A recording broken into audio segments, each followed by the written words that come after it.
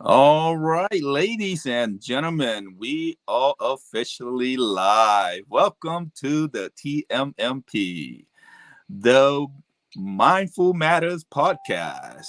Ladies and gentlemen, please welcome our co-host and our honorable guests, Natalie, Arsalan, and Bopir. Say hello, everybody. Hello, everybody. Hello. Hi. All right, welcome. Let's just go ahead and get started, and we are going to prep you a little bit here, Natalie. Okay. So, what we are going to do right now is start with our announcement. Let's go ahead and get started. All right, let's go. It's time. 8:02. Here we go live every Friday at 8:02 Eastern Standard Time. The Mindful Matter podcast. Follow, join, and watch us, where you can learn how and why to be the following: successful, healthy, create generational wealth, plant money trees, and above all, how and why it is important to be happier with the people around you. Ladies and gentlemen, please welcome our sixth episode honorable guest, CEO of the BENCI Production, Natalie Bencivenga. She is an extraordinary woman with genuine love for improving the community news and lifestyle. She is beautiful, intelligent, gifted, motivators, and mentor for many successful journalists, media personality, and entrepreneur. And now, here is our co-host, Bo Pearso and Absalon Ravila. All right, and our co-host, please go ahead and prep Natalie how we are going to do things. And go ahead. And Bopia, you want to start, or Arslan, you want to start? All right. Well, first, we're going to go ahead and prep you, Natalie. We are going to have 6 topics that will be asking about you, and you're going to have 45 minutes to talk between those 6 topics to break it down. And then the 3 of us will have 15 minutes to ask you a lot of good questions. So we are going to talk about you. We are going to talk about your vision and your businesses, dive deep into your vision and businesses, share strategy on your personal and business success and challenges and obstacle. And number 4, we share your experience, how to be and stay healthier mentally, physically, emotionally, and spiritually. And number 6, share your methodology on why and how to build generational wealth and plan your money tree, your own money tree. How do you do that? And above all, how and why it is important to be happy with the people around you, and how to have a strong inner circle of relationship. Okay, let's get started. Natalie, please introduce yourself. We can't wait. Hi, everybody. I'm Natalie Bencivenga.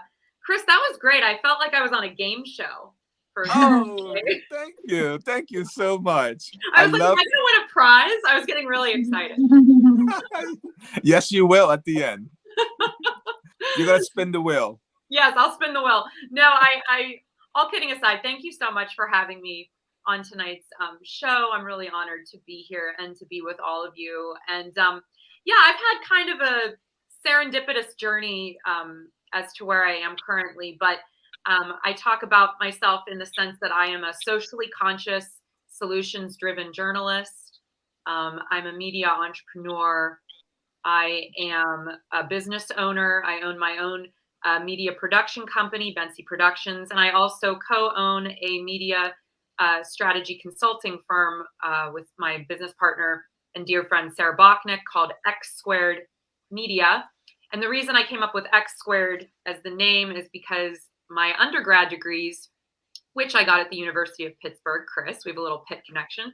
Yes. I know. I double majored in college in biology and philosophy, and I minored in chemistry and women's studies. You must get bored really quick too. I know, right?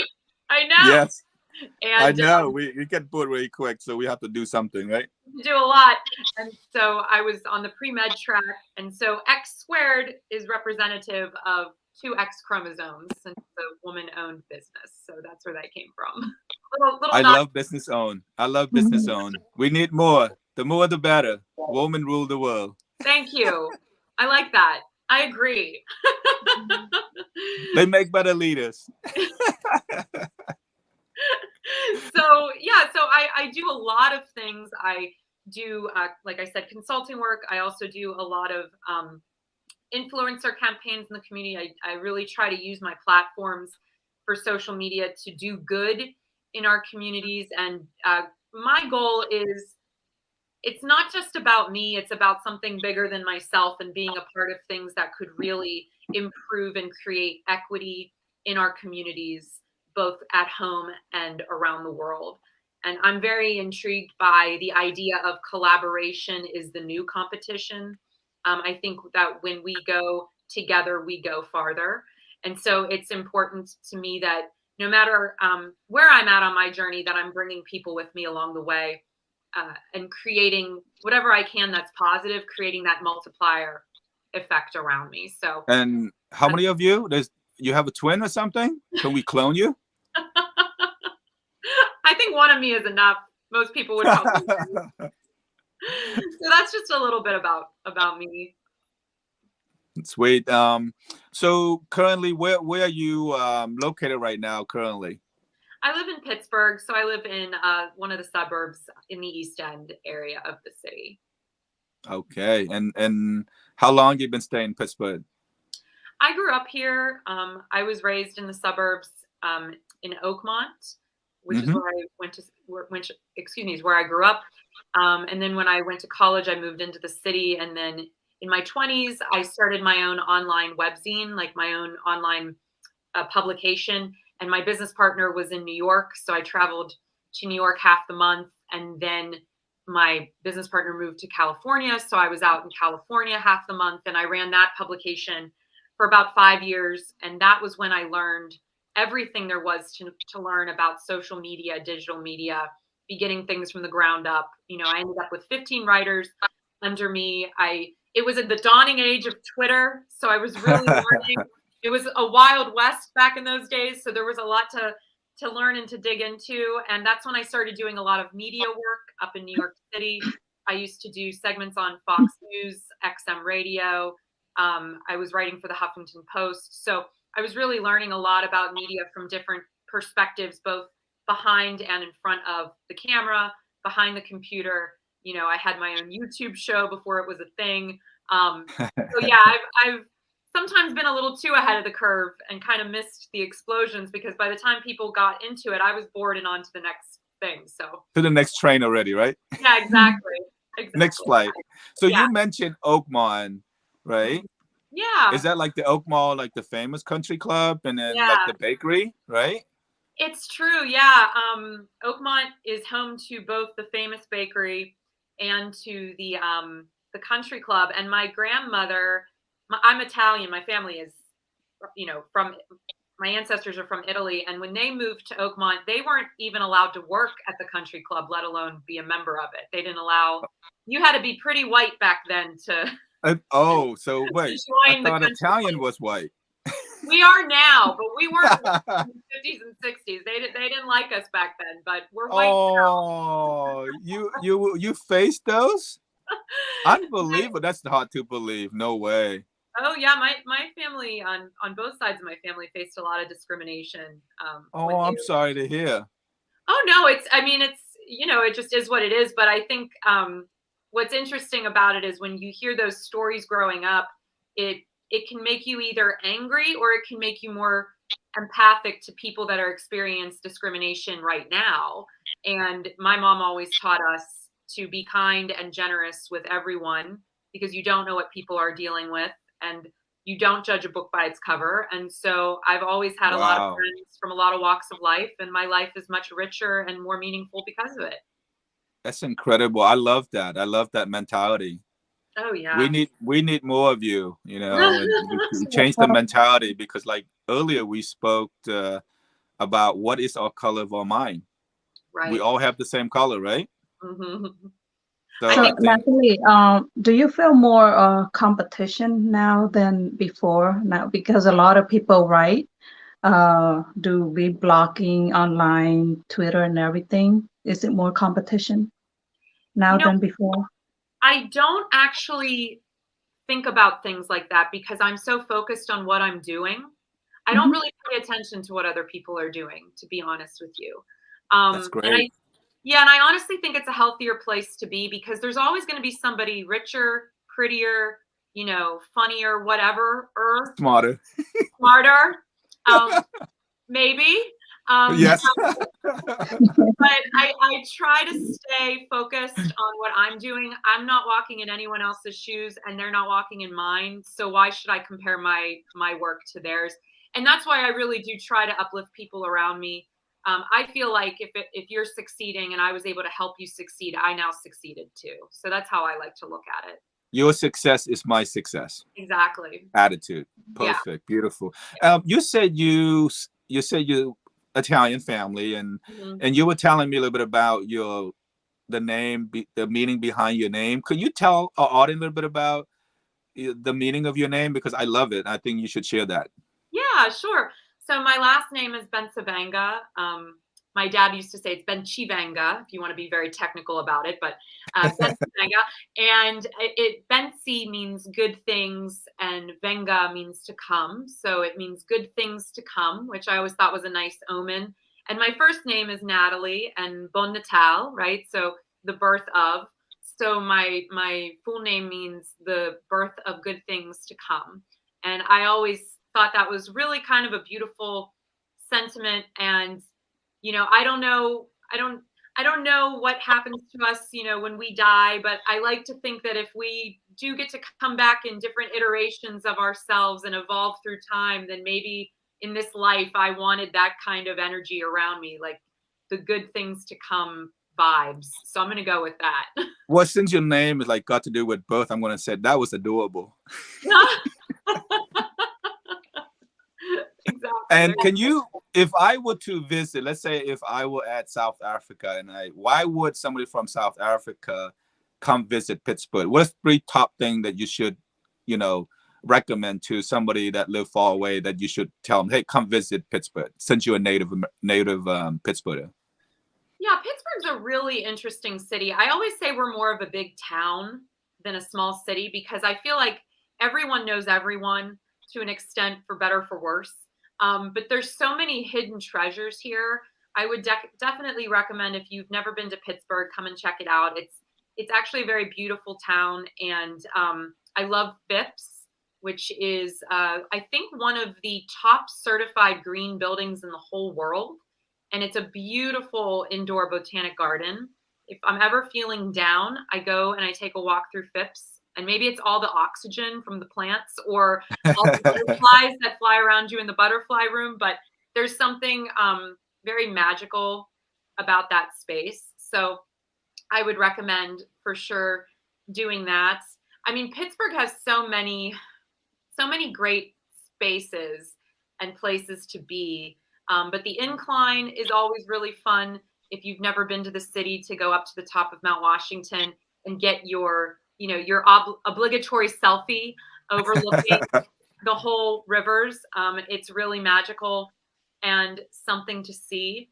And I'm also a big fan of like little spaces and things that are sort of off the beaten path. And there's so many great little things to learn and discover about this community. But one of my favorite places to go is the Andy Warhol Museum on the north side.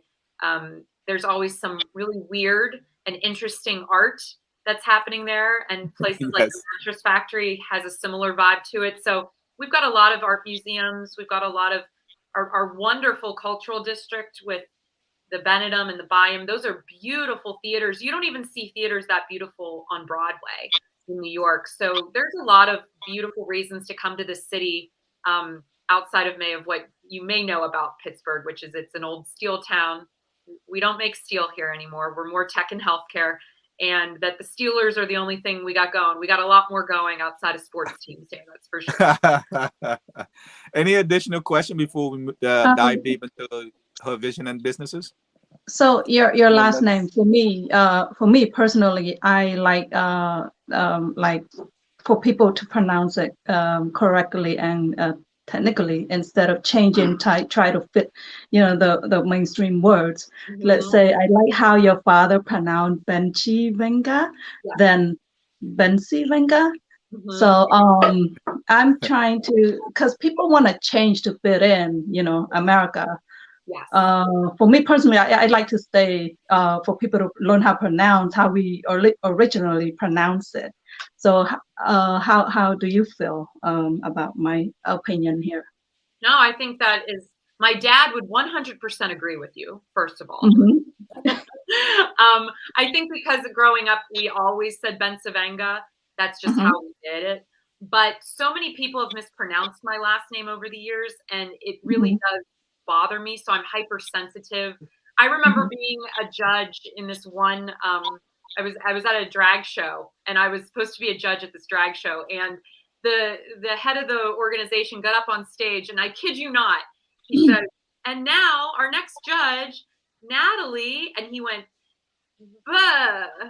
Even try.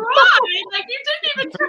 So not only am I hypersensitive about my own name, but because I interview so many people and engage with so many people, I'm so hyper aware of how do you pronounce your name. I want to make sure I pronounce it the way that you want it to be pronounced, because it's a recognition of I see you and you see me. And I have a lot of friends from outside of the United States that live here now that have shortened their names or changed their beautiful names completely, because they've run into so many microaggressions and racist attitudes from others, and it's just became easier to just change their name completely for the outside world.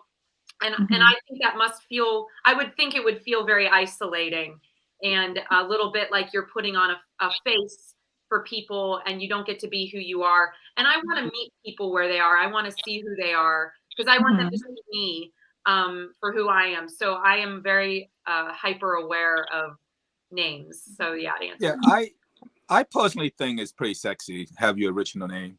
Yeah. To be honest with you, it sounds authentic. It sounds sexy and sounds wonderful, in my opinion. Yeah. I had English teacher. She was born, I think, here, but her parents or great parents from Africa. And so for some reason, she changed her name back to African name, and it's just beautiful. Yeah. So that's why I learned that from her. So that's why it's just something, a good topic to talk about, changing yourself to fit, to fit someone else's, for them to pronounce it correctly.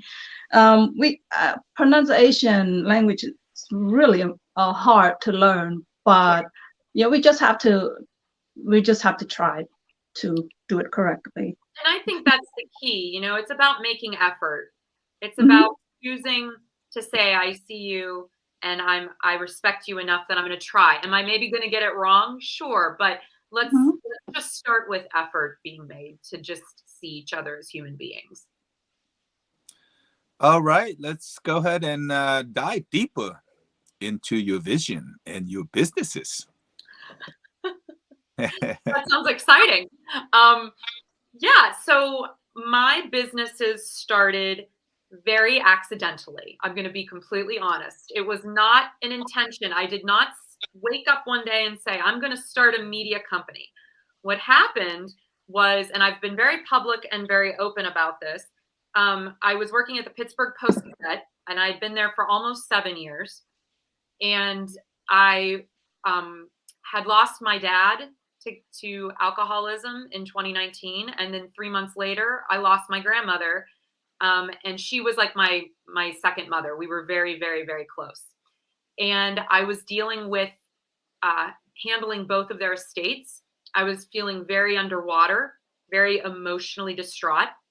So 6 months after their deaths, I asked my manager at the Pittsburgh Post-Gazette if I could take flex time, which basically allows you to work part-time, but you're able to keep your healthcare benefits. And it's, temporary. Well, she was incredibly verbally abusive to me during that meeting and very, very cruel. And so I had a panic attack in my car. That was the first time that I'd ever had one. I thought I was having a heart attack. So I went home. I couldn't sleep all night. And this little voice, and I think it was my dad, came into my head and it said, just quit. I'd never quit anything in my life. Okay. I've probably hung on to things that I should have quit, but I'm stubborn as hell and I'm tenacious and I always hold on. And the minute I heard that, I was able to fall asleep. And so I knew that was the right thing to do. So the next day I went to the head of the union because we have a union at the Post-Gazette, thankfully. And I told him what happened. And he said, she's done this to other people. Would you be willing to go on record? They're all afraid to. And I said, sure, I'll go on record. So I went on record because I don't like bullies. And I don't think it's right when people are cruel to each other. And then I put in my 2 weeks notice and I quit. And I had been working this tiny little side gig for a couple of years with just a few clients. And I knew those few clients would leave the lights on in my house, but I didn't have a plan. And the minute I left, the phone just started ringing. Hey, I heard you left the PG. Would you want to write for me? Would you want to do this? And then the consulting work. Hey, you did such a great job building your brand at the Post-Gazette. Could you help my business? Could you help my company? And before I knew it, I had just started this little business of consulting. And I called my now business partner, Sarah Bachnick, who I used to work with at the PG. And I said, we've done great work together. What do you think? Do you want to do this with me? And we started building our business slowly together over the last 2 years. And now we're both running it full time. And we have 2 other people working with us. And my production company, BENCI Productions, is now over a year old. And that's where I'm now housing all of my creative media projects. So my story really isn't probably a normal one because it was very serendipitous the way it happened. And I really had to take a chance on myself. And that was very scary to do because a lot of the times we gaslight ourselves into thinking we can't do things. We have imposter syndrome. We're not ready. We're not ready. We're not ready. Not yet. Not yet. That's the narrative. But the reality is I think you have a lot more in you than you sometimes give yourselves credit for. And when you have to, you do. When you have to, you figure it out. And I think not having a safety net was probably why I have found success, because the hustle is real. You have to figure a way to keep it rolling. And now that it's growing and I'm seeing that it's working and that my instincts are correct, I've got a business coach now. I have a financial planner. I have an accountant. I have a lawyer. I have a team. I have a mentor. I have people around me that know more than I do in the areas that I need support in. And I think instead of looking at it as like, oh, I'm paying things, I'm investing in myself and I'm investing in my work.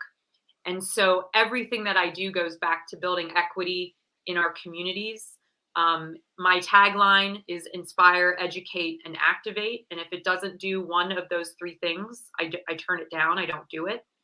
Because once again, like I said, after you lose people in particular, you take stock of things and you put things in perspective and you recognize how small you are, but how big an impact you can make outside of yourself. And that's what keeps me motivated. It's about what can I bring to the world, my tiny little corner of the world. How can I help to make it a better place and a place where more people feel safe and welcome and able to pursue their dreams. So that's the headspace I try to live in. Some days it's easier than others, but that's where I try to be. Wow. Well, I'd like to say something. Number 1, my condolence. Oh, thank you. Number 2, what a jerk. Number 3, good for you for standing up to bully. Thank you. And congratulations to your success. Thank you. Thank you. I appreciate it. That's an amazing story. I think that alone worth maybe $1 million of information to help people out there. Thank you. I will say, you know, the wheels of justice, they move, but they sometimes move slowly. She is no longer the manager and no longer works at the Post-Gazette. So there it is. Yes, karma. Really, we don't need people like that, you No, know. we don't. No, we don't. Yeah. Yeah, And to we're be a glad we leader fixed that. is not to bully people. So Yeah. yeah. My mom used to always tell me, and she still tells me this, you catch a lot more bees with honey than with vinegar, you know? Yeah. And I've always believed that if you just lead with kindness, Mhm. it's amazing what you can accomplish. And the reality is most people, they do just want to be heard. And if Mhm. you create space for them to share, and my business partner and I, we never talk about things in a negative way.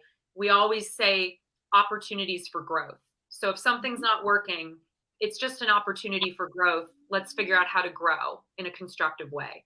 And when you take the sting out of feedback like that, people buy in because they want to grow. They want to feel like they're moving in the right direction. It's you're calling them into the conversation. You're not calling them out for a mistake that anybody can make Mhm. sometimes. And we all make them. So tell our audience, how many businesses are you running currently? So Actively. I have two businesses, well, three technically, because I have my business, BENCI Productions. I'm the sole founder and CEO of that. I have X Squared Media. I'm a co-founder and CEO of that. That's my consulting business. And then my husband and I have a real estate company. So we're working on building our portfolio there as well. I read a long time ago, I read, to be a millionaire, you have to have 8 streams of income.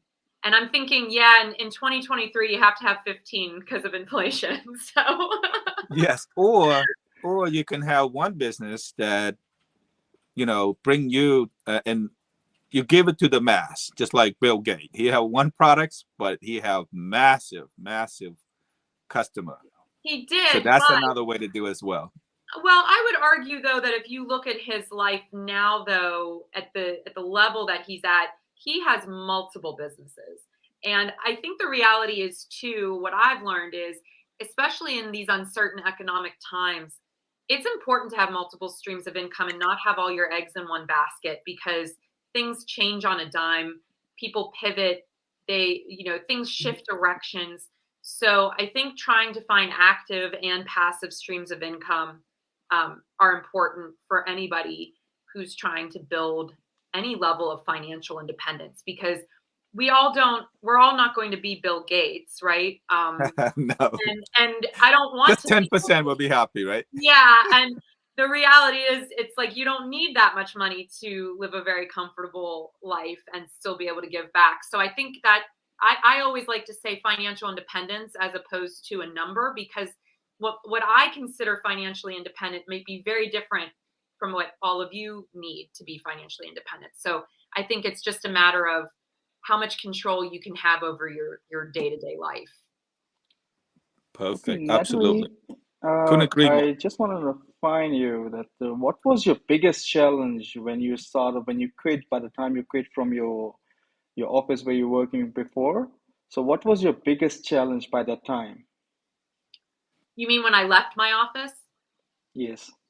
So that's a great question. I think the biggest challenge for me was stepping into my own power and not being defined by how other people had labeled me in the past. So I worked as the scene columnist at the Post-Gazette, and I had a very public position, very, very public.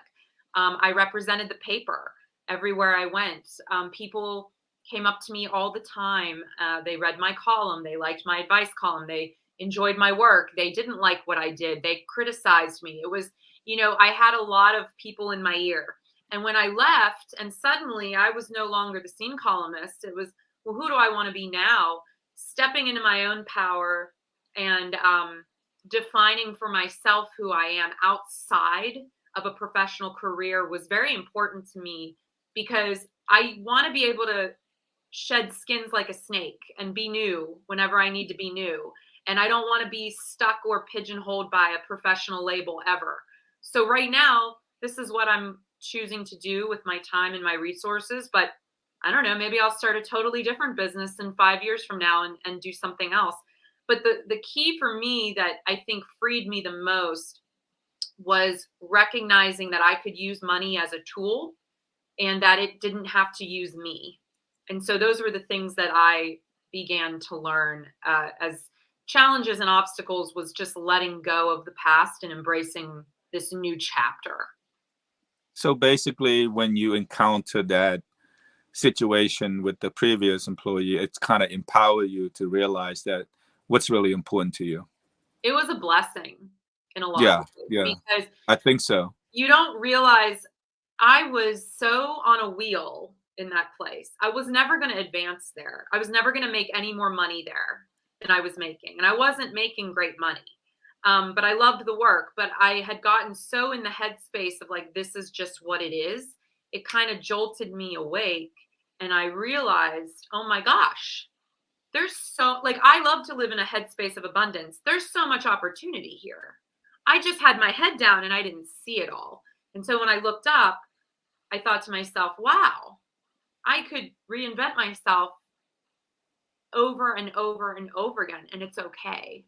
And so that was a big revelation. And you mentioned real estate in one of your business, you and your husband business, in the real estate. So how do you tell us a little bit more about the real estate? How, why did you get into it, and why should our audience get into the real estate? What's the benefit of having that type of businesses? Yeah.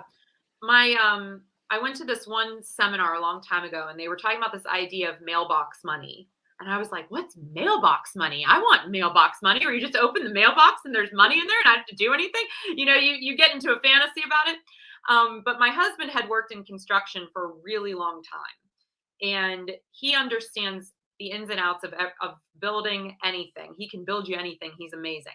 So I had always said to him growing up, when I was small, my dad owned a duplex, just one duplex. We don't have this big portfolio of property, but my dad always sort of reiterated the importance of having property. So when we bought our first property, I think we paid $13,000 for it, my husband and I. So let me just make it very clear. I don't want to paint a rose-colored picture here. The reality is, it's really hard to get into the real estate game if you don't have already a long history of it, if you don't have good credit, if you don't have cash on hand, and if you don't have rich parents. Because I think there's a lot of assumptions, and people see, oh, well, how did he accumulate all of that by 35?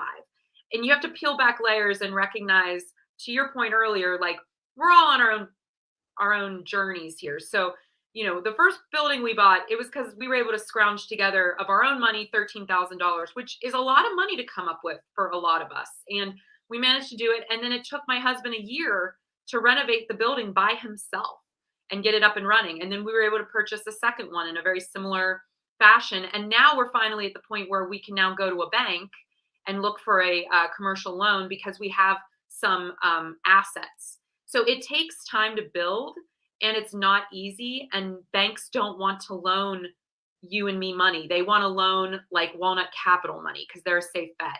So there's a lot of inequities within this system that prevents the average person from getting into the game. But if you can get into the game, there's no shame in starting with a really broken down building.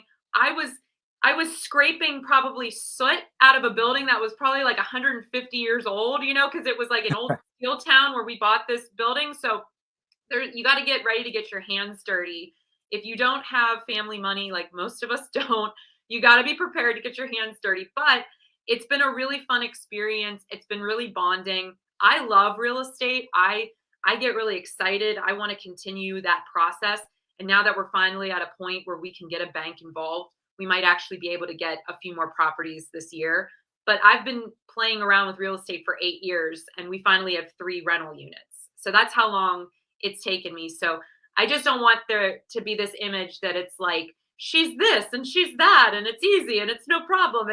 It's a lot of work, and you need people around you that know what they're doing. So if you have someone in your life that's handy, or if you yourself want to learn how to do things, it's great. But if you have no knowledge of buildings and how they work, do not jump in here with both feet. Do your due diligence first, because it can end up costing you a lot of money if you don't know what you're doing. So it's one option, and I think it's a really good option for a lot of people, but it's not necessarily for everyone.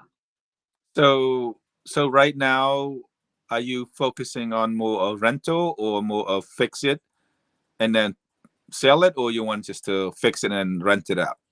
Right now we're doing buy and holds because the market is so crazy. And also Okay. the cost of materials, my gosh, has gone up by 30% over the last 3 Oh. years. So that's really slowed our process as well. And my husband works at Lowe's part-time too, so he can get just literally discount on materials. So it's just, That's there's a nice. lot of That's things. smart. Yeah, and there's a lot of things to consider when you're doing these kinds of projects.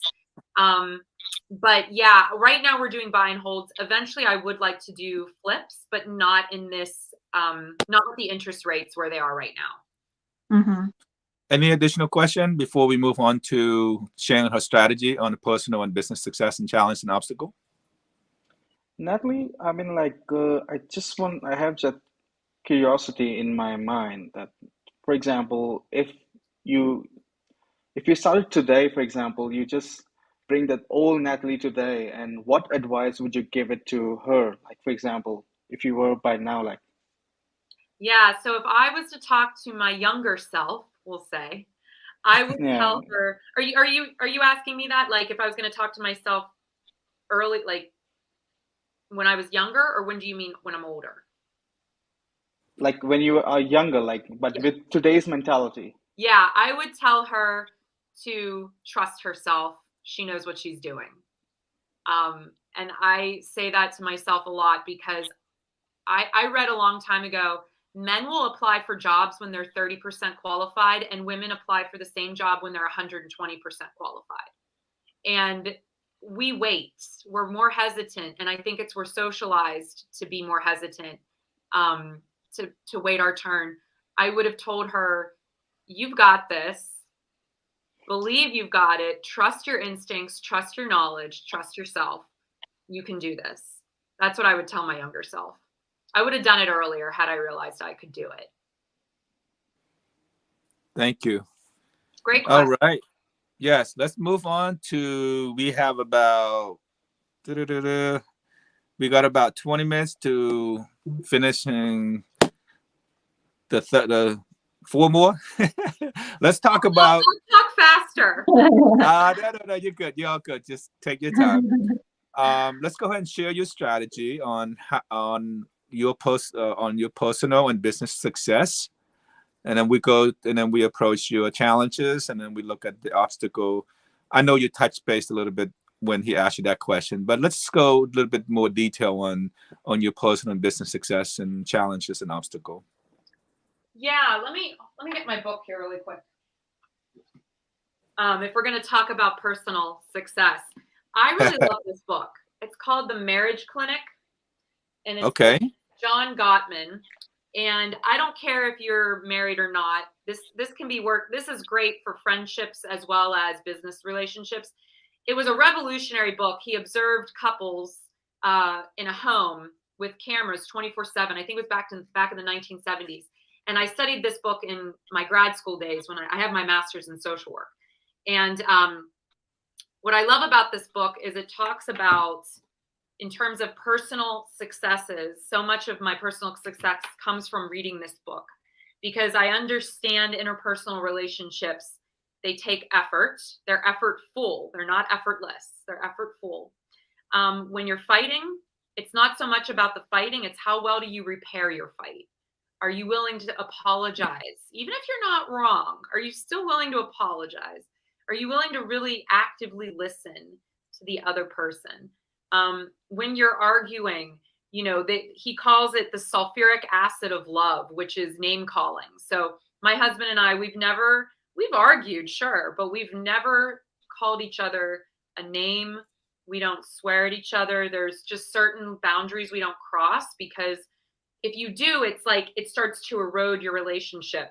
And when you're fighting, I'm always very aware of not using you always or you never, whether it's business or friendship or my romantic relationship. It's when this happens, this is how it makes me feel, and making it very specific and I statements and not deflecting. If someone's upset with you, address it. I'm very much a confrontational person. I don't want to let things simmer for too long. It's like, if we have an issue, let's talk about it. So a lot of my personal success, I think, is be the friend that you want other people to be to you. You know, have compassion for yourself as well as for others. I think we can't be nice. We can't be kind to another person if we're not kind to ourselves. Absolutely. And that's just the truth. So I think working on your relationship with yourself, the most important relationship you'll ever have, can really enhance how you engage with the rest of the world and the people that you love that are in it. So that translates to business. If you can take care of yourself, and then automatically what is business? Business is just relationships. That's all Right. business is. Whether you're selling a product on TikTok, you're creating a relationship with that audience. Whether you're using a podcast to enhance your career, you're creating a relationship. It's all about interpersonal relationships. And so honing those skills and being a person that you would want to see in the world is how you're going to build the right team around you, whether it's personal or business. I had my assistant, she was on a call with her mother, and I didn't know her mother was in the background. And me and my assistant, we were Zooming. And after she got off with the Zoom, she told me her mother said, well, that's a woman I'd jump off a cliff for, and it's like you're trying to build relationships with people so they feel valued and honored in those spaces. And we're not always going to agree. We're not always going to see eye to eye, but we can always respect each other where we're at in that moment and how can we move forward. And my business partner and I, we talk a lot about our consulting work, and we actively and consciously say we try to remove our egos when we're having these conversations, because all we're looking for is what's going to serve our client best. And whether it's your idea or my idea, put them all on the table. Which one works? Who cares who came up with it? And let's use it. And so when you think about things dispassionately and logically and pragmatically, it can really help solidify how you want to engage with business. So it's, the marriage clinic for all of your relationship needs. I do where can we find them? You can find this on Amazon, which is not my favorite place to go, or you can go on Thrift Books, which is privately owned and not an Amazon affiliate. So do you have your own book as well? Say that again? Do you write your own book as well? I'm actually working on a book right now. Yeah. Oh, see? Yeah. God help me. But I thought I'd throw that in the mix. Why not? Well, we definitely want to document your intelligence somewhere, right? And can share that by the book, right?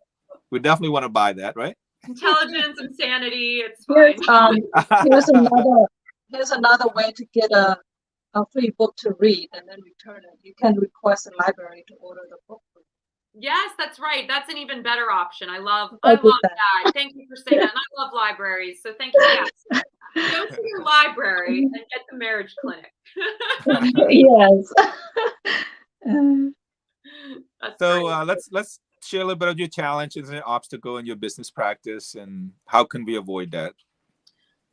Yeah, in terms of obstacles, and this one, I guess I'm speaking more to the women women that are listening, but honestly, anybody that is considered an other in a space could probably relate to this.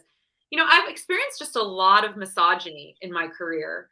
I've experienced a lot of mansplaining, and I've experienced a lot of, I'm going to hear everything you say, and then I'm going to say it in the meeting, and then all of a sudden everyone's going to listen. I've experienced a lot of that, and a lot of hostility from men. And it was funny when I started my own businesses and I was no longer in male dominated spaces, I ended up finding myself working with a lot of women, a lot of people of color, a lot of people in different kinds of communities, because I think there is an attraction there of understanding what it's like to feel othered and want to be around people that are going to uplift you and support you and just be a decent human to you, and not treat you like a child or treat you less than, and treat you with respect.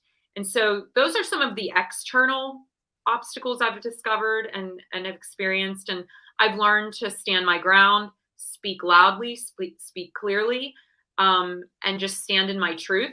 I always say, if you're going to argue with me or if you're going to come for me, you better bring your receipts, because I always have mine.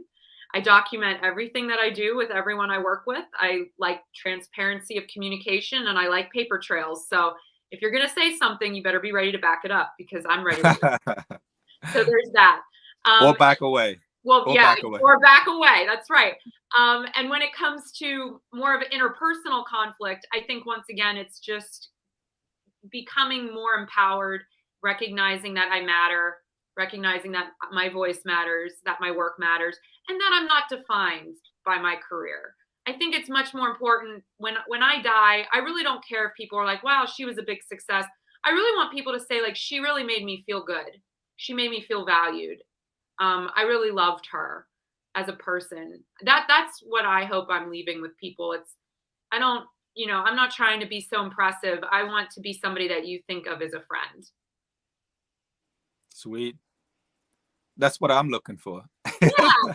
I think that's what a lot of us are looking for, friends, people to lean on. The world is hard, and it feels good to laugh and cry and scream and shout with people, It's good stuff. Well, it's also depend on the relationship, what we're going to talk later on about.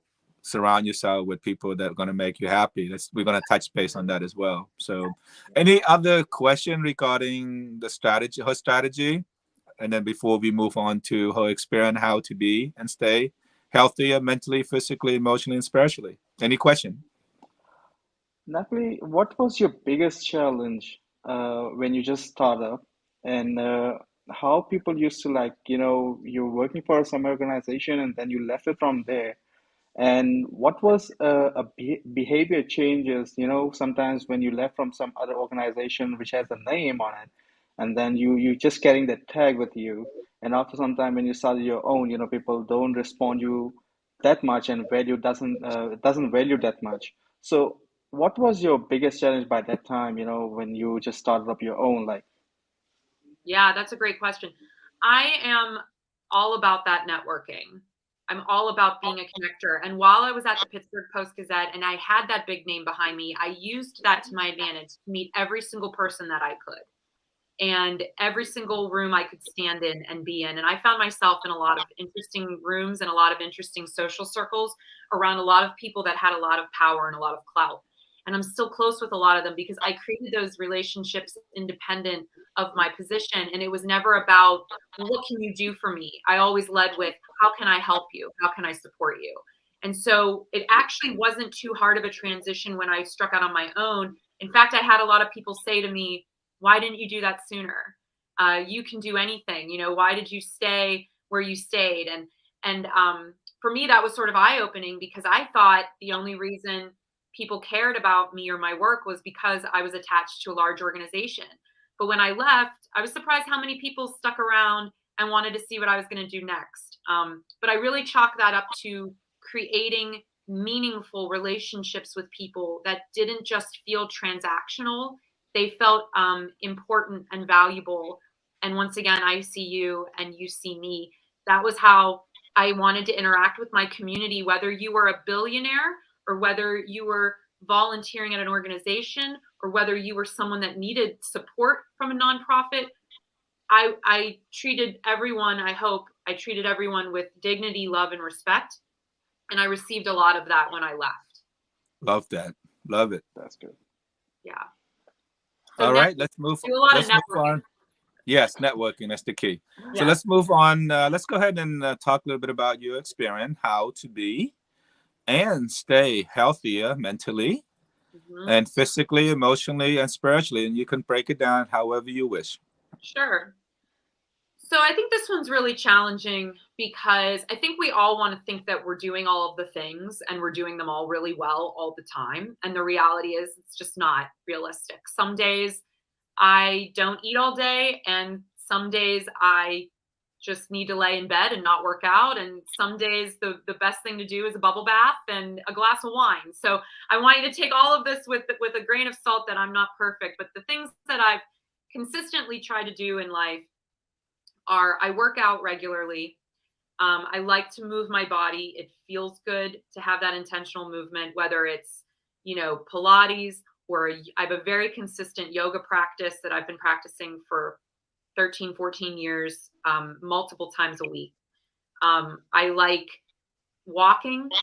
I like meeting up with friends in the summer, playing tennis.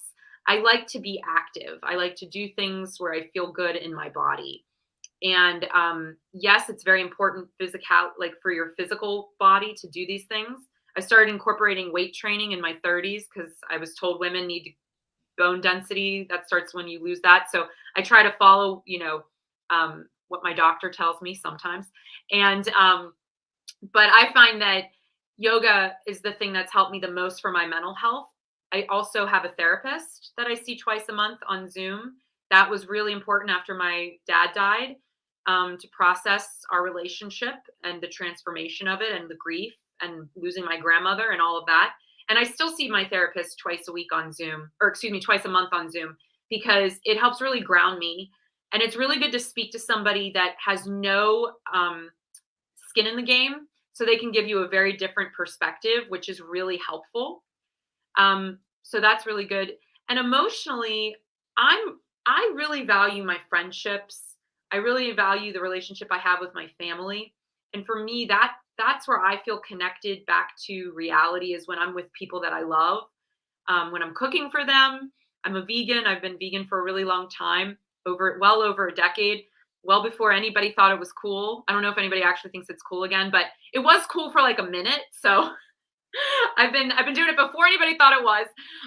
So I love to learn about nutrition. I like eating things that I know are making my body run, as optimally as possible. But I believe in moderation in all things. So, an occasional glass of wine and an occasional piece of cake, that's also good for your emotional well-being.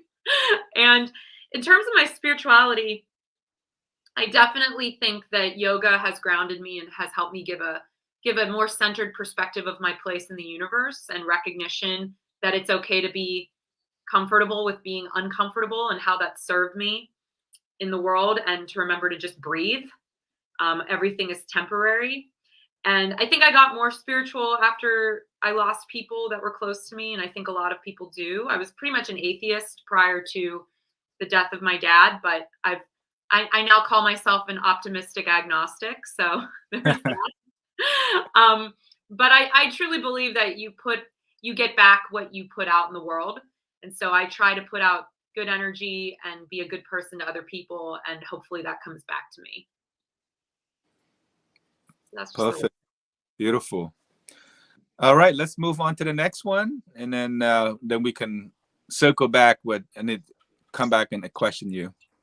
So let's go ahead and share your methodology and why and how to build generational wealth, and perhaps teach people how to plan the money tree the way you do things. Yeah, for me, I didn't come from money. I didn't have a lot of money for a while. I'm just now starting since I started my businesses, since I started to really believe in myself and in my work, I've made more money than I'd ever made in my life in the last 3 years. And I'm building that money. I have a financial planner now. I'm investing my money. I'm trying to grow and multiply it. And I'm understanding now that I think because when you don't have money, you're a little bit afraid of it, or you think there's some magic or mystery to it, And then when you start to make money, you quickly realize, like, oh, this is a tool, and rich people know it's a tool. And if I can figure out how to use this hammer the right way, I can hit all these nails too. And so educating myself, I read a lot of books on financial wellness. And I did invest in having a financial planner. And that's been huge for me, because they're probably losing money with my account because I call them so much just to ask so many questions all the time, because I'm so interested and I want to learn. And so I think to build generational wealth, you have to be curious, you have to be courageous, and you have to be willing to take chances on yourself.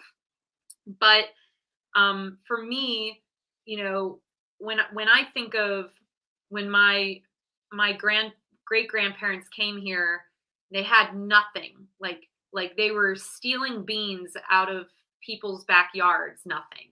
And then my mother, you know, she grew up very poor in Iowa. Actually, my one side of my family was living in Iowa, because that's where they ended up after they came to Ellis Island, which is a whole other entertaining story that I'll tell you some other time. So to see, I will never forget my grandmother saying to me, your grandfather would be so proud to see his granddaughter's name in the newspaper, in only 2 generations to go from where we started to now your name is in the newspaper, the city's newspaper, as a writer. And to me, like, I sometimes think we have these big expectations for ourselves and these big goals, but you sometimes forget how far you've come and how that DNA and that blood of the people behind you, that they're in you, and trying to make sense of that can be overwhelming sometimes. But to think of like how far we've come already is really something. And so for me, building generational wealth, I would be the first real generation to, you know, kick it up the line like that. So I'm all in, but I'm figuring it out along with all of you probably. But what I have learned is don't be afraid of money, use it as a tool. And also, now that you have businesses, you can do all kinds of things when you have an S Corp or an LLC that you can't do as an individual. So really take the time and talk to the right advisors, spend the money, get a consultant to come in and talk to you. What is the difference between an S Corp and an LLC? I didn't know about this tax loophole. That's really cool. I didn't realize I could save that much money doing this. There are a lot of things written in that were written by certain groups of people to benefit them into our tax codes. So if you can break through, you too can benefit from those tax codes. So it's not sexy, but it's definitely worth learning about. That's for sure. I'm always trying to learn. Yeah, we can't be mad of Donald Trump not paying his taxes, or the poor dad and rich dad guy don't pay his taxes. He followed the rule. It's written for them. Well, they follow the rule. I don't know if Donald Trump followed the rules, but some other people probably did. Yes. Yes. Well, that's what I heard. So I try not to dig deep into his personal stuff. I'm just teasing you. But no, so, it's true. Rich people have figured it out because they wrote the rule book. So right. If the rest of us want to get rich, we have to read from the same rule book, and don't be afraid to get into that book and learn about it. Yes, play the same game. Play the same game, you know? Yeah. Yeah. And definitely. then teach other people how to do it though when you're done. Yes, absolutely. Mm-hmm. So building generational wealth, would you agree that it's not just about money, but it's about your health, about, you know, teaching your young generation to understand knowledge? So all those stuff is combined to generating wealth. That's what it meant by generational wealth. It's not about money at all. It's like having an understanding. Yeah, no, you know, I grew up, my mom was a nurse, my dad was a chiropractor. So your wealth was your health, right? So we grew up in a home where we talked about healthy living all the time. And I was very lucky. My mom cooked all of our meals, most of them from scratch. So I grew up very privileged in that way that, you know, we had a garden and we'd get vegetables out of it. And we were very engaged with the food that we ate, and having that understanding and making those connections between what I eat and how I feel. That may sound obvious. It's not for a lot of people. They don't make that connection. And I think when you understand that, that's really important to teach to your children. Because if you don't have your health, you can't build anything. You can't Absolutely. do Absolutely. It's very important. Yes, health is wealth. And I had a friend, old friend of mine, childhood friend, who, because we came here as refugees, so we were poor too. So just like you, we can relate to that. When they were living in a city, again, they want to fit in with the mainstream. So they did not believe in gardening. They thought it's for poor people.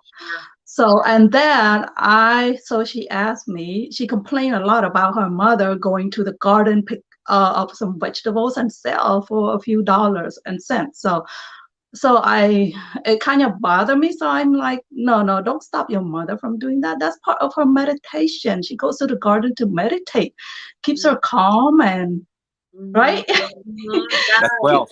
That's wealth. Happiness. Yes. That's so true. My grandmother in Iowa, we used to joke that like 20% of the Earth's oxygen just came from her backyard. She had so many plants, flowers. Yeah.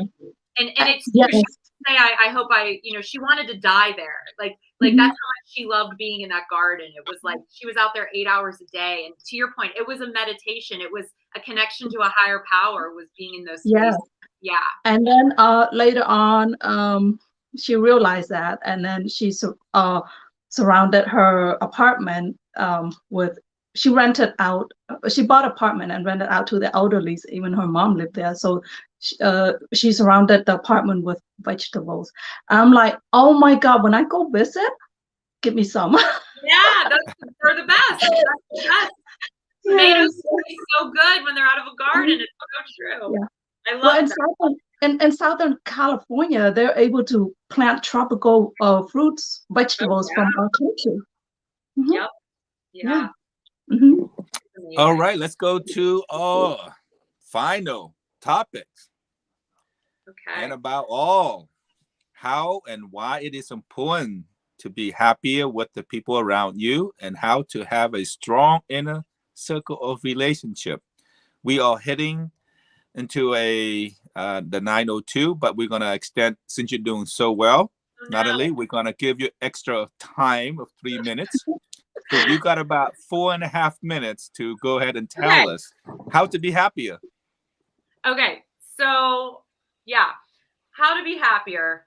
Well, I think when you want to think about that, happy it's an emotional state, right? It's fleeting. You can't be happy all the time. And I think part of the reason we're all miserable is because we think we're supposed to be happy, which just makes us feel more miserable because we're not feeling happy. So my first thing would be to take the weight off of yourself that you're supposed to feel something all the time, which is not really conducive to reality. I say, like my therapist once told me a long time ago, if you want to heal it, you have to feel it.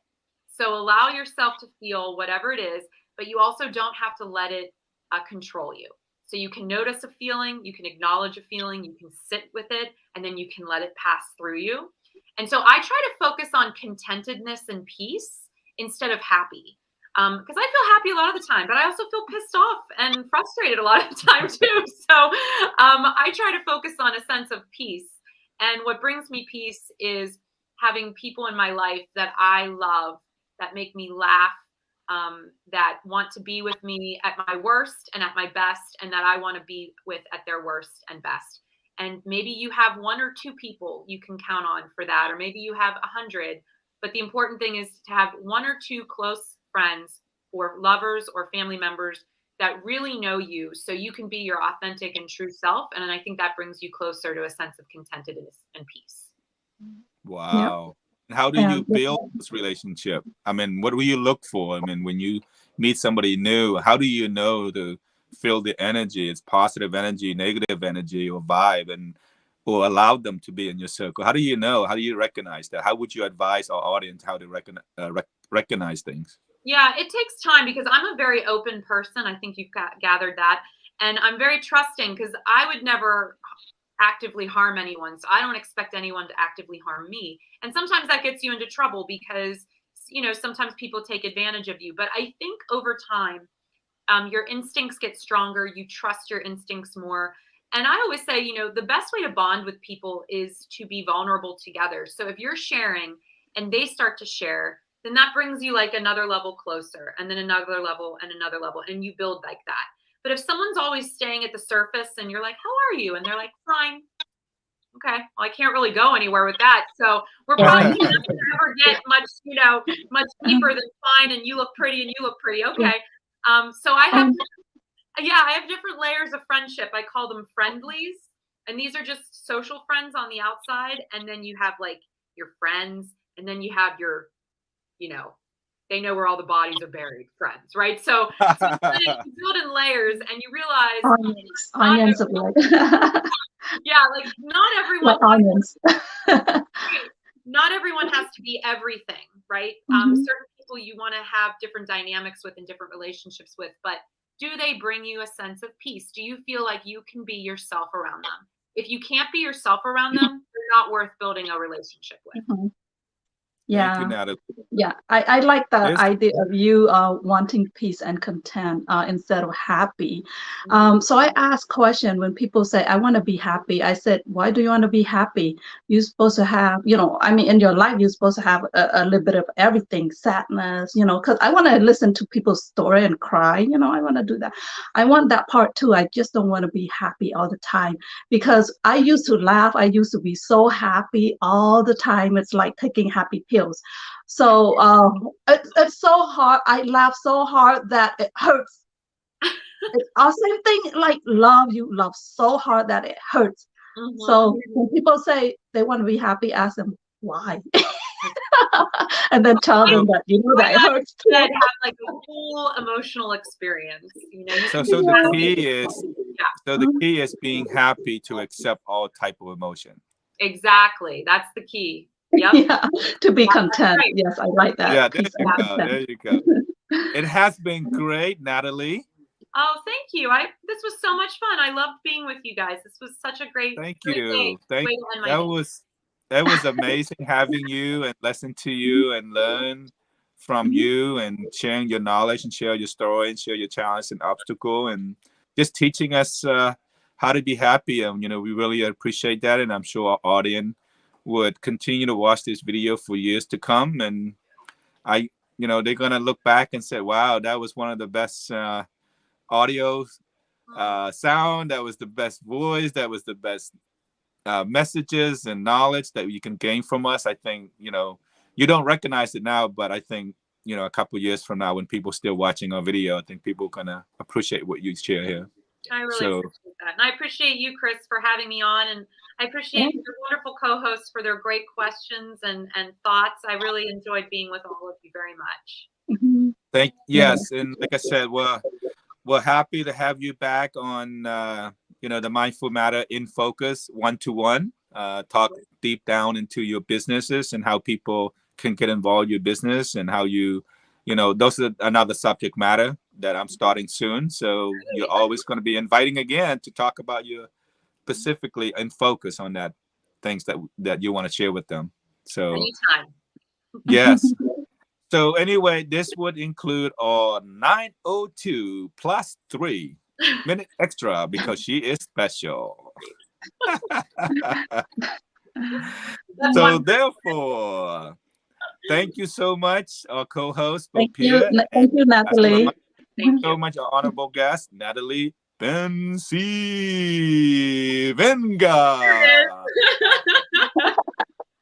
Thank you so much. Have a wonderful night, everybody. Thank you for tuning in. Good night. Good night.